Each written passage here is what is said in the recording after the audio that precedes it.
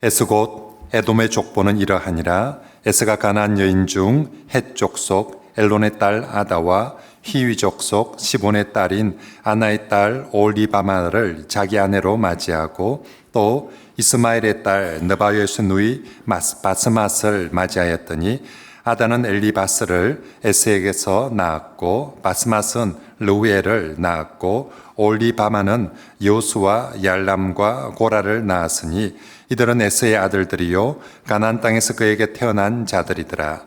에스가 자기 아내들과 자기 자녀들과 자기 집의 모든 사람과 자기의 가축과 자기의 모든 짐승과 자기가 가나안 땅에서 모은 모든 재물을 이끌고 그의 동생 야곱을 떠나 다른 곳으로 갔으니 두 사람의 소유가 풍부하여 함께 거주할 수 없음이르라. 그들이 거주하는 땅이 그들의 가축으로 말미암아 그들을 용납할 수 없었더라. 이에 에서 곧 에돔이 세일산에 거주하니라. 아멘. 지난주 우리 창세기 35장에서 이제 야곱이 하나님 말씀에 순종해서 베델로 올라가고, 그리고 하나님은 베델로 올라온 야곱에게 과분한 축복을 베풀어 주시면서 이제 야곱 이야기는 일단락되어서 끝납니다. 오늘은 이제 창세기 36장은 에서의 족보, 이제 야곱의 또 다른 형제인 에서의 족보가 나오고요. 37장부터는 요셉 이야기가 마지막 50장까지 이어져서 나오게 됩니다. 그런데 이제 이 순서에 있어서 성경 창세기에서 이 한 세대가 끝나고 다음 세대로 넘어갈 때 순서를 어떻게 소개를 하느냐 하면, 아브라함에게 이스마엘과 이삭의 두 아들이 있었죠. 누가 더 중요합니까? 이삭이 더 중요하죠. 그래서 성경은 언제나 창세기 25장에 보면 덜 중요한 이스마엘의 족보를 먼저 소개하고, 그리고 더 중요한 이삭의 자손들을 그 다음에 소개를 하는 이런 순서로 이어져 가는데, 오늘 이제 이 야곱의 자손과 그리고 에서의 자손도 마찬가지입니다. 이제 한 세대가 끝나고 이 다음에 이제 야곱의 자손은 어떻게 되었고 에서의 자손은 어떻게 되었는지를 소개를 하는데, 먼저 에서의 계보를 통해서 에서의 자손들을 먼저 36장에 소개하고, 이어서 더 중요한 야곱의 자손들을 37장부터 소개하는데, 야곱의 12아들을 한 명씩 이렇게 소개하는 방식이 아니라 그 중에서 요셉이라는 아들 중심으로 그렇게 이제 이야기를 풀어 나갑니다. 자, 그리고 오늘 본문은 이 에서의 족보, 창세기에 모두 10개의 족보 톨레도트가 나오는데, 그 중에서 이제 9번째 다 끝나간다는 거죠. 마지막 톨레도트는 이제 야곱 자손들의 족보가 나오겠죠. 자, 이제 이렇게 9번째 톨레도트인데, 오늘 이 톨레도트 족보를 시작하면서 지난주에 하나님께서 야곱의 이름을 개인의 이름이 아니라 이제 민족적인 이름인 이스라엘로 바꾼 것처럼, 이제 에서도 오늘 36장에 보면 에서는 개인의 이름이고 이 에서의 민족 이름은 에돔이거든요. 그래서 36장 1절 말씀에 보면 에서 곧 에돔의 족보는 이러하니라 하고, 이제 지금부터 이제 에돔의 족보, 한 민족, 단순히 이제 에서는 한 개인이 아니라 그 자손을 통해서 한 민족이 되었다라는 것을 보여줍니다. 자, 그리고 36장의 에서 족보의 아주 중요한 특징은 이 족보가 창세기에 나오는 모두 10개의 톨레도트 중에서 가장 긴 족보입니다. 36장 전체가 에서의 족보로만 다루죠. 42절까지나 되거든요. 이때까지 성경에서 여러 족보가 있었는데 한 집안 이야기를 42절 동안 하고 있는 그런 족보는 없었습니다. 이 이야기는 무슨 이야기입니까? 에서의 집안이 엄청 번성하였다는 거죠. 그죠? 42절까지 족보를 기록할 정도로 이 집안이 엄청 번창하였다. 비록 에서는 하나님의 선택을 받지 못하였지만, 하나님의 선택에서 제외되었지만, 하나님께서 제외되었다고 해서 에서에게는 아무것도 안 주신 것이 아니라 에서의 집에도 풍성한 복을 베풀어 주셨다는 것이 36장의 말씀이죠. 이걸 신학적으로 하나님의 일반 은총이라고 그렇게 말합니다. 여러분, 교회 안 다니는 사람들, 택함받지 않은 저 세상 밖에 있는 사람들에게도 하나님께서 복을 주시죠. 일반 은총, 햇빛도 주시고 단비도 주시고 열매도 주시고 재산도 주시고, 그런 것들이 하나님께서 예수님 믿지 않는 사람들에게도 세상 사람들에게도 베풀어주는 일반 은총이라고 하는데, 오늘 창세기 36에 에서에게 일반 은총을 엄청 베풀어 주셨다. 고대에 하나님 베푸신 일반 은총의 제일 중요한 것 중에 하나가 자손인데, 오늘 36장에 보니까 1절부터 14절까지만 해도 에서 집안 자손들 많아요. 3명의 아들, 3명의 아내, 5명의 아들, 그리고 10명의 손자. 그 중에서 여러분 우리가 아는 이름들 한번 살펴볼까요? 11절에 보면 엘리바스의 아들 데만이라고 나오죠. 욥기에 읽어보면 욥의 친구 중 데만 사람 엘리바스하고 나옵니다. 욥기하고 창세기하고 시대가 같은 시대이거든요. 그래서 그 욥기에 나오는 데만 사람 엘리바스가 여기 11절에 나오는 바로 이 엘리바스의 아들 데만으로 그렇게 추정이 되어집니다. 11절 끝에 보면 그나스라는 사람이 나오죠. 그나스는 우리 여호수아 갈렙 할 때 그 갈렙의 조상입니다. 원래 이 사람들 에돔 집안 사람이었는데 갈렙 때에 와서 신앙생활을 너무 열심히 한 거예요. 그래서 갈렙 때부터 이 집안은 유다 족속으로 편입되어지게 됩니다. 12절 끝에 보면 엘리바스가 첩 딥나에게서 난 아말렉이라는 사람이 나오는 거죠. 아말렉은 이스라엘 백성들이 출애굽을 했을 때 처음으로 출애굽한 이스라엘 백성들을 뒤쫓아서 공격한 족속이 바로 아말렉 족속인데 가가 야입니다. 그죠? 그 집안이 이 집안 아말렉 족속이라고 말합니다. 자, 아무튼 이 에서의 자손들 이제 숫자적으로 많이 늘어나서 이게 이제 가족 단위에서 부족 단위로 발전을 하게 됩니다. 이게 15절에 에서 자손 중 가장은 이러하니라 라고 기록하는 것이 아니라 뭐라고요? 족장은 지파가 되고 부족이 되었는데 몇 족장이 나오느냐며 무려 15명의 족장이 나오고 있습니다. 여러분, 아브라함 집안도 족장들이 있거든요. 아브라함, 이삭, 야곱을 믿음의 족장이라고 하거든요. 여기 지금 아직 3명밖에 없어요.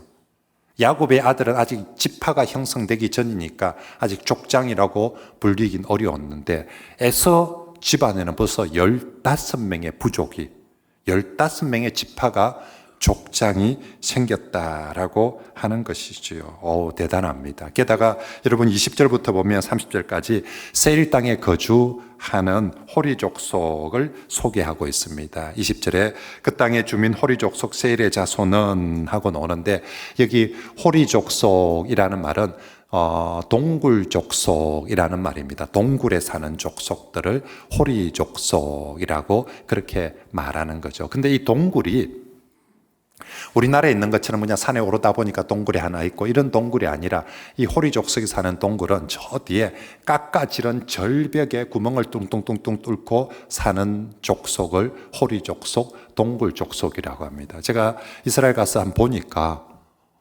한마디로 우와, 지금도 그대로 남아있거든요. 거기 하면 저 절벽에 이제 돌 자체가 우리하고 재질이 다르니까 우리는 절벽에 구멍 뚫어서 그 집을 살 수 있는 그런 돌이 아니고요. 저 동네는 그걸 이제 아무튼 저 절벽 가운데에 막 구멍을 뚫어가 동굴을 내가 집을 만들어 놨어요. 길이 안 보여. 어떻게 저 길 들어갈까? 이 절벽 타고 올라갈까? 저 산 절벽에서 내려올까? 길이 안 보이는데 하여튼 길이 있으니까 사람이 그 들어가 살겠죠. 그죠? 우리 눈에는 안 보이는데 저길 도대체 누가 공격해서 정복할 수 있을까? 지금처럼 헬기나 비행기 띄워가지고 폭격하지 않는 이상, 드론 띄워서 폭격 안 하는 이상 도대체 저기 들어가는 입구도 못 찾겠는데 어떻게 저길 공격할 수 있을까? 정말 그 절벽 동굴에 사는 이 호리 족속, 난공불락의 요새 같은 곳에 살고 있었다. 그리고 이 사람들이 적은 숫자가 아니라 한 몇 명이 아니라 오늘 족보에만 소개하는 게 7 아들 21명의 자손이 소개됩니다. 대단한 집안이었다는 거죠. 그리고 한 예로 24절에 아나라는 사람이, 이 호리 족속 중에 아나라는 사람이 온천을 발견했대요. 지금도 대한민국에 온천을 누가 발견했다? 대박 나는 거죠. 근데 이 시절에 여기 광야 지형이거든요. 온천이 아니라 그냥 오아시스 물만 하나 발견했대도 대박 나는데 그 시절에 광야 지형에서 온천을 발견했다니까 요즘으로 치면 노다지를 발견한 거예요. 완전히 그냥 이게 땅을 파야 금이 나오는 게 아니라 안 파도 그냥 금이 수두룩하게 놓여있는 그런 곳을 발견했다. 성경에서 최초로 온천을 발견했다는 이야기가 나오고 있습니다. 한마디로 이 족속들, 이 집안이 대단했다는 거죠. 그런데 더 중요한 사실은 이 대단한 호리 족속을 누가 가서 정복을 했냐며 에서 자손이 세상에 아무도 정복을 못할 것 같은 그 호리 족속을 가서 정복을 하고 이제 이후부터는 에서 집안 사람들이 에서 자손이 거기서 살더라라고 그렇게 말하고 있는 거죠. 그래서 처음에는 호리 족속 대단하다 이라는데 마치 그런 거 있죠. 1등 하는 사람이 와, 내 뒤에 딸리는 놈 진짜 잘 뛰대. 그러는 말하고 똑같습니다. 호리 족속 와 대단하다 이래놨는데 그 호리 족속을 에서 자손이 정복을 해서 거기서 산다라고 하는 거죠. 심지어는 여러분 31절부터 보면 왕들이 등장합니다. 에서 집안에 8명의 왕이 등장을 하고 있거든요. 37절에 보면 이스라엘 자손을 다스리는 왕이 있기 전에 이스라엘 쪽에는 아직 나라 왕이 생길 꿈도 못하고 있는데 저기는 아직 12지파도 아직 형성이 안 됐는데 여기는 뭐라고요? 벌써 왕이 등장을 한다. 그것도 한번 반짝저러다 말겠지 하는 것이 아니라 8명의 왕이 등장을 한다라는 것이죠. 무슨 얘기입니까? 여기는 이미 왕이 다스리는 왕국이 나라가 되고 있다는 것입니다. 저는 지금 아직 지파도 제대로 안 됐는데 여기는 왕국 그렇게 번창하고 있는 것이죠. 게다가 독특하게도 여러분 그 8명의 왕들을 보면 아버지 아들이 한 명도 없어요. 한 명의 왕도 세습되는 왕이 없다라는 것이지요. 세습되지 않으면 선출이나 다른 방식에 의해서 지금 8명의 왕들이 세워지고 있습니다. 여러분 고대 국가에서 왕이 된다. 2가지 방법입니다. 하나는 저 아버지가 왕이니까 아들이 왕이 되는 세습 방식이든지 아니면 하나는 정복해서 그죠? 역적해가지고 아니면 때려다 부수고 내가 차지하는 찬탈하든지. 그런데 오늘 성경에 보니까 세습한 것도 아닙니다. 찬탈했다라고도 되어 있지 않습니다. 그럼 어떤 방식으로? 아마도 오늘과 같은 민주적인 선출의 방식이든지 아니면 동네별로 이번엔 너가 하고 윤번으로 다음에는 우리가 하고 이렇게 해서 조를 짜서 했든지. 그러니까 이게 8명의 다른 왕들이 나오거든요. 무슨 얘기를 하고 있습니까? 이게 나라가 되고 왕국이 되었는데 무식한 나라가 아니라는 것입니다. 나름 제도가 있고 법이 있고 질서가 있는 나라라는 거죠. 그죠? 어느 힘센 놈이 그죠? 그냥 무식하게 다스리는 그런 나라가 아니라 정말 이 왕들이 교체되어지는데 자연스럽게 편리지 않고 그렇게 잘 교체되어져 가는 그런 질서 있고 멋진 나라가 되었다라는 것입니다. 그래서 훗날 이 에돔 나라가 다윗 왕에 의해서 정복당하거든요. 다윗 왕에 의해서 정복당하기 전까지는 정말 이 동네에서 아주 잘 나가는 그런 멋진 왕국으로 번성하였다라는 것을 기록을 하고 있습니다. 자, 여기까지만 보면 우와, 에서 집안 대단한데? 쫄딱 망할 줄 알았더만은 우와, 야곱보다 훨씬 낫네. 우리가 다음 주부터 이제 야곱 집안 살펴볼 텐데 짜다리 공부도 잘 못해요. 짜다리 부자도 없어요. 짜다리 인물도 없어요. 근데 여기는 와, 족장도 있고 심지어 왕도 나오고 난리가 났어요. 와, 이러면 교회 안 다니는 이 에서 집안이 훨씬 더 복받고 훨씬 더 잘 됐네. 여러모로 더 뛰어나고 훌륭한 집안으로 그렇게 보입니다. 하지만 성경이 오늘 창세기 36장을 이렇게 기록하는 더 중요한 이유는요. 그래서 에서가 정말 훌륭하다가 아니라 이렇게 일반 은총을 풍성하게 받은 에서 자손이 아니라 하나님은 이렇게 세상에서 삐까번쩍하게 잘 나가는 이 집안이 아니라 더 부족해 보이는 야곱의 자손을 하나님의 언약의 백성으로 삼았다라고 하는 것이 성경이 진짜 얘기하고 싶은 말씀이라는 거죠. 그래서 정말로 이 에서 집안은 대단한 것 같은데 창세기 36장 한 장으로 끝나고 이제 37장부터 야곱 자손은 별로 볼 일도 없는데 인물도 없는데 야곱 자손의 이야기는 30장부터 50장까지나 그들 가정의 시시콜콜한 이야기까지 그렇게 기록하면서 말씀하고 있다. 하나님이 더 눈여겨보시고 하나님이 더 좋아하시고 하나님이 더 붙드시는 것은 저 잘난 에서 집안이 아니라 부족해 보이지만 바로 이 야곱 집안 자손이었다라는 것을 말씀하고 있습니다. 이것은 이전에 여러분 이 집안을 대조 비교하는 게 첫 번째가 창세기 4장에 나오는 두 집안 가인 자손, 셋 자손 이 두 집안을 비교했거든요.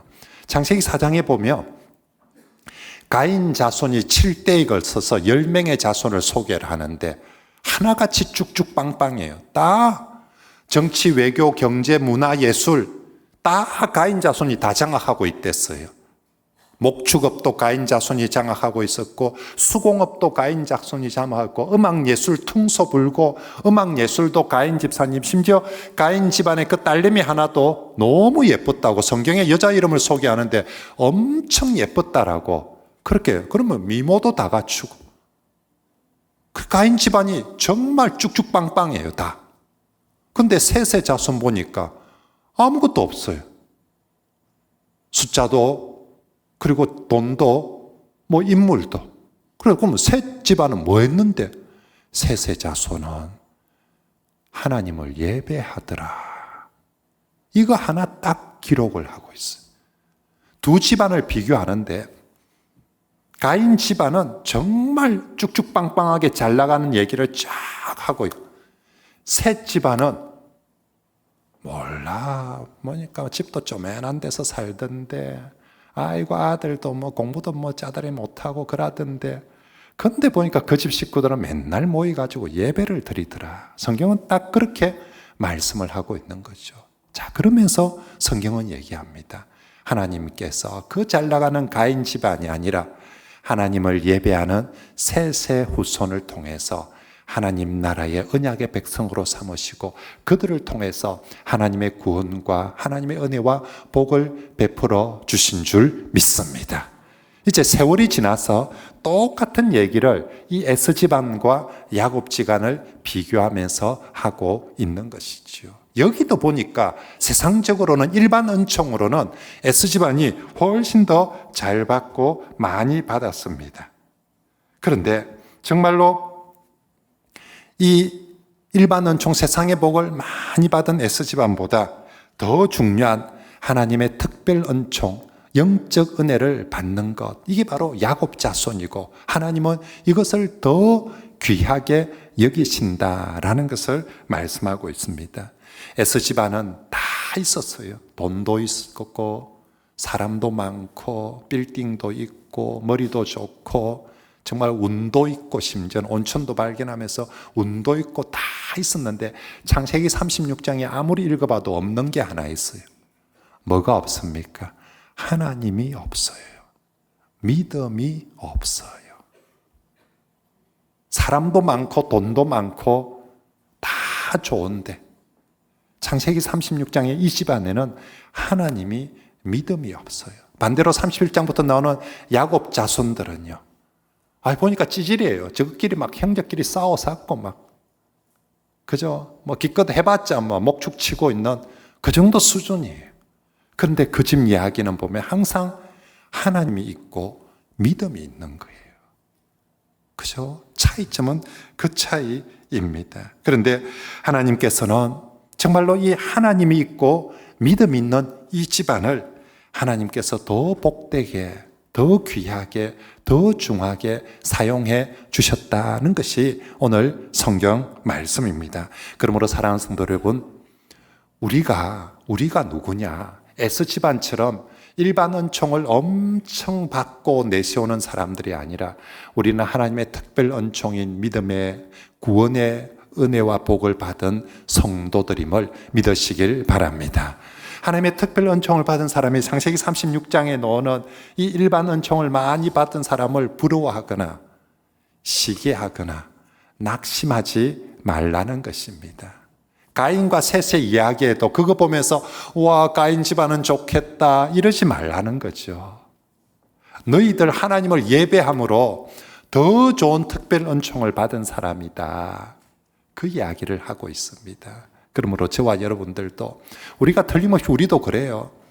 교회 안 다니는 세상 사람들의 비교해서 볼 때 창세기 36장의 기준으로 가지고 보면 참 우리도 저 세상 사람보다 훨씬 더 쪽을 싫어해요. 별 것 없어요. 근데 여러분, 우리에게 있는 정말 중요한 게 있습니다. 그게 뭡니까? 하나님을 믿고 예배하더라는 것입니다. 세상 사람들은 창세기 36장의 기준을 가지고 재지 못하지만 하나님은 이 기준 가지고 재는 것이 아니라 정말 하나님의 특별한 은총을 받고 구원을 받고 하나님을 예배하는 백성들을 하나님은 가장 소중하게, 가장 존귀하게 여기고 축복하시고 들어서 사용해 주실 줄 믿습니다. 그러므로 성도 여러분, 저와 여러분들이 우리가 창세기 36장에 나오는 세상의 복을 받는 것이 아니라 내가 하나님의 특별 은총을 정말로 이 믿음과 영적인 은혜와 복을 받았음을 꼭 기억하시고요. 이후에도 우리가 기도할 때 창세기 36장에 나오는 일반 은총을 더 받게 해주십시오, 더 받게 해주십시오, 이런 기도보다 우리가 여전히 하나님의 특별 은총을, 믿음의 복을, 구원의 복을 더 받고 누리게 해주십시오라고 그걸 사모하고 그걸 자랑하는 그런 저와 여러분들이 되시길 바랍니다. 그래서 정말 우리 족보를 얘기할 때도 여러분 나중에 성경에서 우리 소개를 할 때 어떻게 하면 좋겠습니까? 창세기 36장처럼 와, 정말 공부도 잘하고 돈도 많고 직장도 좋고 집도 크고 근데 하나님은 없더라, 이렇게 소개되면 좋겠습니까?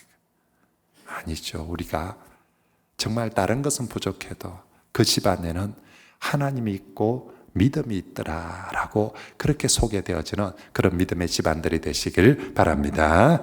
자, 이제 에스가 36장에 정말 일반 은총으로 보면 정말 대단하고 멋집니다. 그런데 반대로 이 족보에서 참 아쉽고 애석한 부분이 있습니다. 그래서 제가 설교 제목도 이 36장을 보면서 정말 번성하는 에서의 족보 이렇게 적어 놓은 것이 아니라 애석한 에서의 족보입니다.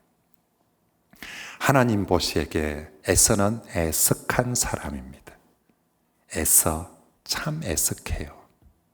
그렇게 돈도 많고, 그렇게 머리도 좋고, 그렇게 직장도 좋고, 그렇게 집안도 좋았는데, 그거 가지고 하나님 좀 더 잘 믿었으면 얼마나 좋았을까. 그죠?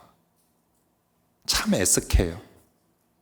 그 좋은 걸 가지고 하나님을 좀 더 잘 믿었으면 좋았을 텐데, 그 좋은 것 때문에 오히려 하나님을 믿지 못한 참 애석한 그런 에서입니다. 그래서 오늘 에서의 참 아쉽고 애석한 부분이 두 가지를 성경에서 소개하는데, 첫째는 이방 여인과의 결혼이고요, 또 하나는 약속의 땅을 떠나버린 것입니다. 여러분, 먼저 에서의 족보를 소개하면서 시작하자마자 에서가 3명의 이방 여인과 결혼한 이야기부터 먼저 출발을 합니다. 2절과 3절에 보니까 에서가 가나안 여인 중 헷 족속 엘론의 딸 아다와 휘 족속 시본의 딸인 아나의 딸 오홀리바반을 자기 아내로 맞이하고, 또 이스마엘의 딸 느바요스 누이 바스마설, 결국 헷 족속 휘 족속 이스마엘 딸, 한마디로 전부 다 가나안 여자라는 것이죠. 가나안 여자, 이방 여자라는 것입니다. 성경은 믿음의 사람들에게 이방 여인과 결혼을 엄격하게 금지하고요, 특히 가나안 여자와의 결혼은 더욱더 금지합니다. 그런데 에서는 아랑곳하지 않고 집 마음대로 이방 여자와 결혼해 버립니다. 그것도 한 명도 아니고 따라서 3명이나. 에서가 처음 이방 여자하고 결혼했을 때 엄마 아빠가 걱정을 많이 했어요. 엄마가 누굽니까? 아빠가 누굽니까? 이삭과 리브가가. 성경에 보니까 근심하더라 이렇게 표현하고 있습니다. 오늘 치면 한마디 했겠죠. 야 이놈아, 니 어쩐다고 불신 결혼을 하노? 교회 다니는 아가씨하고 결혼을 해야지. 어쩐다고 불신 결혼을 하고. 그렇게 부모님이 한마디 했는데 그때 에서가 뭐라고 했냐면 됐어, 내가 알아서 합니다. 치웠어. 나는 신앙보다 돈 많은 여자하고 할게요. 나는 신앙보다 얼굴 예쁜 여자하고 결혼할게요 하면서 보란 듯이 두 번째 여자도 이방 여자하고 결혼해버리고 세 번째 여자도 이방 여자하고 그렇게 결혼해버립니다. 한마디로 이제 나 신앙과 상관없이 돈 되는 여자라며, 얼굴 예쁜 여자라며, 많이 낳아주는 여자라며, 좋은 아파트 좋은 집 가지고 오는 여자라며 나 그런 여자하고 살 거다라고 그렇게 합니다. 결국 에서는 이 이방 여인과의 결혼을 통해서 세상과는 더 가까워지고 세상적으로는 더 풍요해졌을지 모르지만 이제 하나님과 멀어지게 됩니다. 솔로몬이 딱 그랬죠. 솔로몬이 참 지혜도 있고 부도 있고 다 있었는데 이방 여자들하고 결혼을 하기 시작하면서 세상적으로는 더 부귀가 많아졌을지 모르지만 하나님으로부터 멀어져 갑니다. 그리고 그 길은 결국은 멸망의 길이 되고 맙니다. 그래서 여러분 창세기 36장에 나오는 에돔 족속 정말 족보만 보면 대단하죠. 근데 지금 이스라엘에 가보십시오. 에돔이란 나라도 없고 에돔이란 민족도 없고 에돔 자손들 아무도 없어요. 이스라엘 가서 100이면 100사람 붙들고 물어보십시오. 너는 어느 족속이냐고. 저는 에돔 출신입니다. 에돔 족속입니다. 이렇게 말하는 사람 단 한 명도 없어요. 이렇게 창세기 36장에서 잘 나갔던 집안인데 결국 이 길로 가면 멸망할 수밖에 없는 거죠. 그래서 지금은 아무도 남아 있지 않습니다. 불신 결혼을 하면서 그 길로 가버리고 만 거죠. 자, 두 번째 에서의 족보에서 참 애석한 것은요, 아쉬운 건 에서가 약속의 땅을 떠나 다른 곳으로 가버린 것입니다. 6절 말씀은 이번 주 요절입니다. 같이 한번 읽어봅시다. 시작. 에서가 자기 아내들과 자기 자녀들과 자기의 모든 짐승과 자기가 가나안 땅에서 모은 모든 재물을 이끌고 그의 동생 야곱을 떠나 다른 곳으로 갔으니. 야곱을 떠나 다른 곳으로 갔다. 야곱을 떠났다는 것은 약속의 땅을 떠났다는 것입니다. 그리고 다른 곳은 바로 그 세일산, 세일 땅으로 가버린 것입니다. 에서는 이제 신앙보다는 더 많은 재산과 더 안전한 곳을 찾아서 약속의 땅, 이거 뭐라고? 이거 갖고 있어봤자 부동산 값 오를 것도 아닌데, 여기 있어봤자 안전이 보장되는 것도 아니고 좋은 대학 보낼 수 있는 것도 아니고 이건 뭐라고? 그러고 나서 자기는 돈 되는 땅을 향해서 그렇게 가버렸다. 갈 때도요, 오늘 6절에 보면 제일 많이 나오는 단어 강조하는 게 뭡니까? 자기와 모든입니다. 자기만 가는 것이 아니라 자기 가족, 자기 집 종들, 자기 재산, 가축, 자기 짐승 싸그리 모아가지고 약속의 땅을. 지난주에 야곱은 베델로 돌아올 때 어떻게 돌아왔습니까? 자기 혼자 돌아왔습니까? 가족들 싸그리 다 모아가지고 약속의 땅으로 베델로 돌아오는데, 반대로 이번에는 에서는 자기 집안 싸그리 모아가지고 약속의 땅을 떠나버리고 있는 것입니다. 에서가 옛날에 그런 적이 있거든요. 장자권.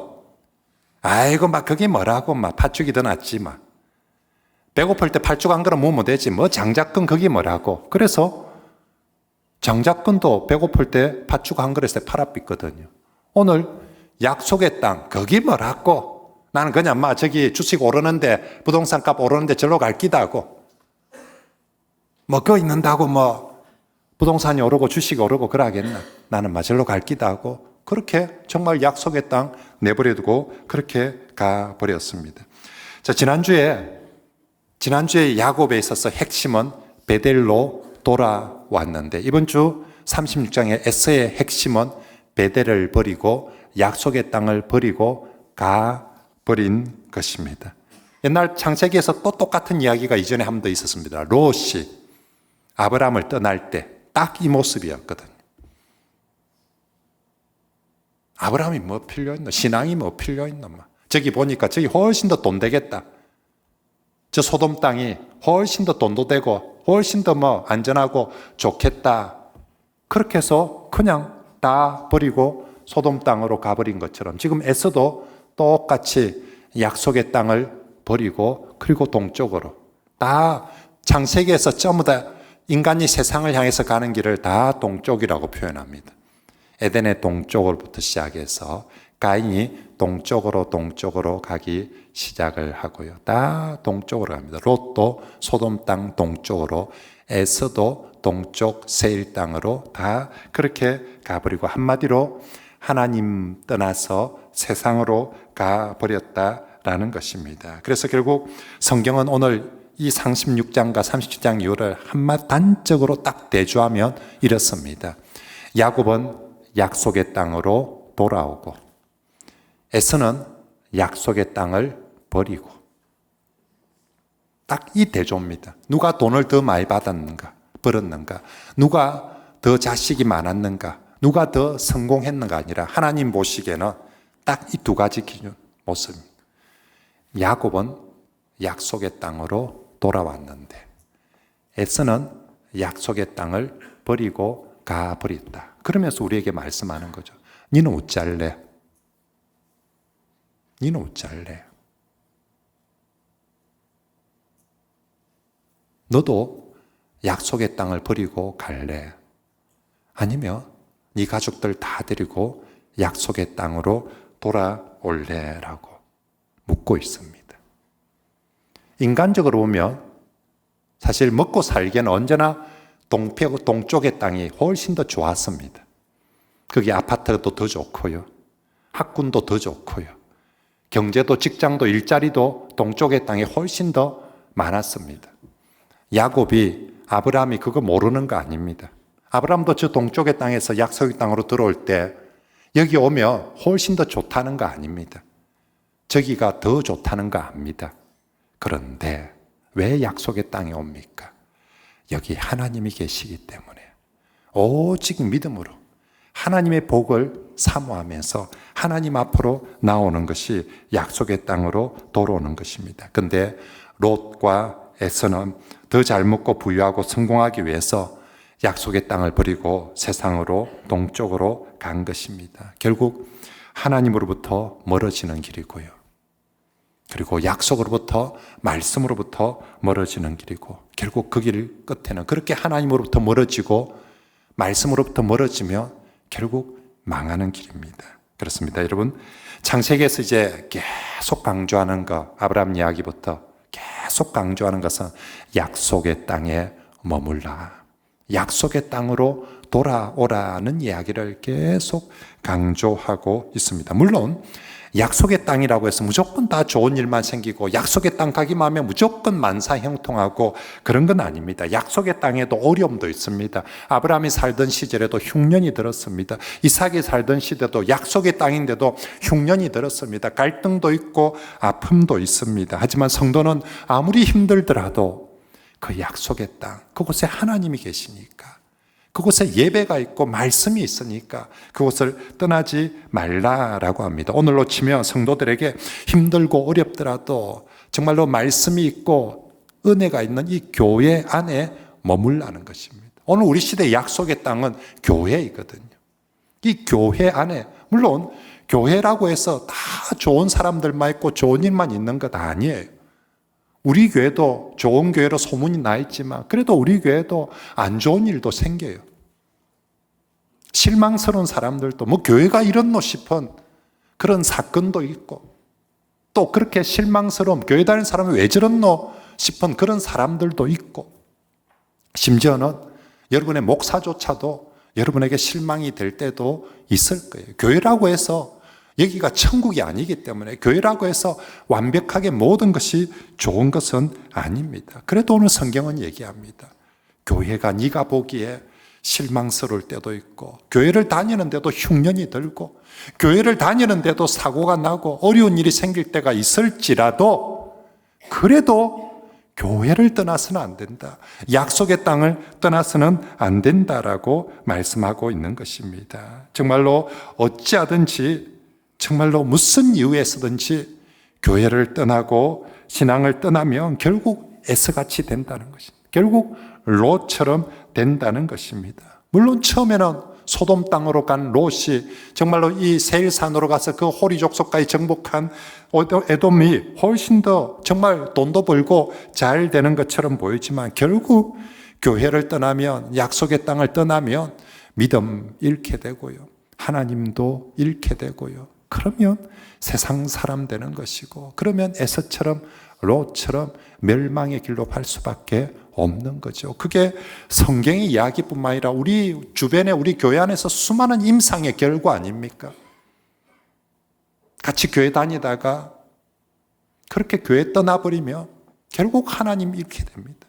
신앙 다 잃고 결국 그러면 망하게 되는 것입니다. 그러므로 사랑하는 성도 여러분, 어떤 이유에서든지 여러분 자신이나 여러분의 자녀들을, 여러분의 가족들을 약속의 땅에서, 교회에서 떠나지 않도록 붙들고 있도록 노력하고 애써 주시길 바랍니다.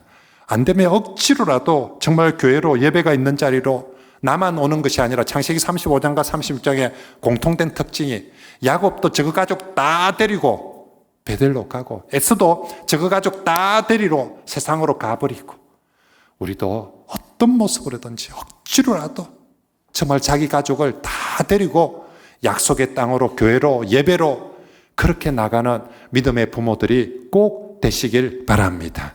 여러분, 야곱의 12아들도 약속 이런 거 몰라요. 그죠? 약속의 땅 이런 거 몰라요. 뭐 저거 살아봤나? 구경이나 해봤나? 12아들은 저건 다 엉뚱한 데 태어났는데 아버지가 약속의 땅으로 가야 된다, 예배가 있는 자리로, 약속이 있는 자리로 가야 된다, 그래가 데리고 가는 거예요. 12아들은 아버지 그거 가면 PC방 있습니까? 없다. 백화점은요? 없다. 그럼 뭐 있는데요? 거기 예배 드리는 제단이 있다. 나 안 갈라요. 가야 된다. 다 데리고 가는 거예요. 뭐 아들이 12아들이 뭘 압니까? 약속 본 적도 없고 들은 적도 없고. 근데 우리 가족이 정말 하나님 앞에 살 수 있는 길, 복 받는 길, 정말 우리 가족이 진짜 명문 가정이 되는 길, 그건 우리 식구들 모두 함께 그 약속의 땅으로, 정말 그 땅으로 돌아가고 그 땅에 머물고 지키는 것이, 그것이 진짜 잘 사는 길이고 복 받는 길이고 오랫동안 하나님의 은총을 누리는 길인 줄 믿습니다. 사랑하는 성도 여러분, 이제 말씀을 정리하겠습니다. 오늘 여러분, 에서가 참 세상적인 일반 은총을 많이 받습니다. 하지만 성도 여러분, 우리 거기에 현혹당하거나 미혹되거나 기죽거나 서러워하지 마시고요, 우리는 하나님의 특별 은총을 받은, 하나님의 믿음의 복, 구원의 받은 복을 받은 성도들임을 꼭 기억하고, 남들은 일반 은총을, 세상의 복을 자랑할 때 우리는 이 특별 은총을, 구원의 복을, 믿음의 복을 자랑할 수 있는 그런 성도들이 되시길 바랍니다. 그리고 우리 자녀들 어찌하든지 불신결혼 시켜서는 안 됩니다. 그 길이 하나님을 떠나버리는 첫걸음이 될 수 있습니다. 정말로 믿음 안에서 결혼하도록 하고요, 그리고 우리 가족들 모두 이 약속의 땅, 교회를 떠나지 않도록, 그죠? 때로는 교회에서 실망스러운 일이 있고 실망스러운 그런 사람들이 있다 손치더라도 하나님이 내보고 떠나라 소리 안 하는데 사람 때문에 내가 떠나고 그래서는 안 된다는 거죠. 정말 어떤 일이 있어도 이 약속의 땅, 교회에 머물면서 하나님을 예배하며 셋의 집안처럼, 야곱의 집안처럼 다른 거 별로 가진 것 없을지라도 그렇게 약속의 땅에서 하나님을 예배하며, 하나님은 그 가정을 가장 귀하게 여기시고 가장 복되게 인도해 주실 줄 믿습니다.